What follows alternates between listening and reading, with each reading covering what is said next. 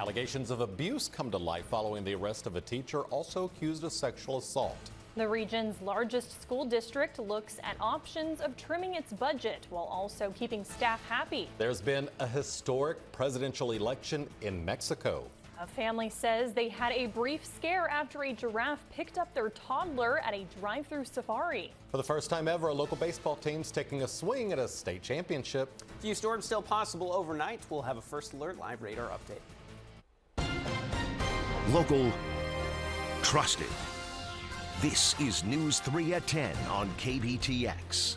Thanks for joining us tonight. We've got a lot of news to get to, but we want to begin with something we are hoping that you get involved in. It is time for our KBTX Summer Hunger Food Drive, an important time of the year to make sure our food pantries are stocked and we're ready to help our neighbors in need. This is especially true as students stay home and parents are now serving more meals at home each day. Morgan Rydell explains how you can help. Just our campus alone, we have 200 kids that are eligible for free and reduced lunch, and we had just over 500 total students.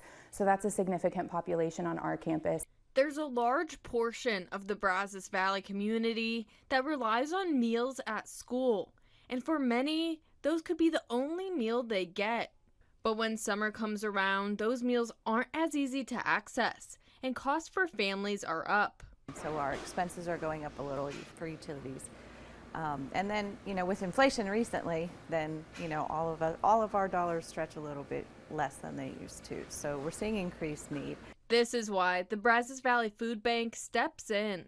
They work to provide backpacks of food for kids to take home from school, but the schools see less participation in the summer due to accessibility. These are our kids. This is the community that we serve during the school year, so this is the community we want to serve during the summer as well. It's a little bit more challenging because students may not have access to come up to school. We're not at school, so we try to load up a lot in May. We try to send a lot of stuff home the month of May, especially the last week of school. Some counties have teamed up to deliver those backpacks to kids in need, but that's only possible if the shelves are stocked. We're serving more people, but having a little bit less resources to do it with. So the Summer Hunger Drive can help us restock shelves for partners across the 6-county area. In Bryan, Morgan Rydell, News 3. All right, so how can you help? Well, throughout this week, we are going to be live at one of the 5 drop-off locations for your donations. Today, we were at George's Paint and Body Shop in Bryan. Good people there. There were several members of the community who did show up. They were there to donate. They filled up one of those big blue bins. You're a person who lives with hunger. You're living with that all year a lot of the time.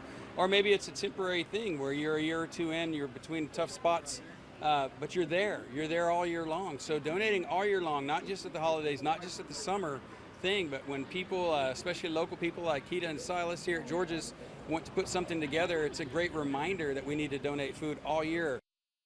Now on your screen is all 5 drop-off locations. Food items can help our neighbors avoid going hungry this summer. You can donate peanut butter, cereal, canned beans, tuna, canned veggies, shelf-stable items that are unexpired. And again, you can donate all month long.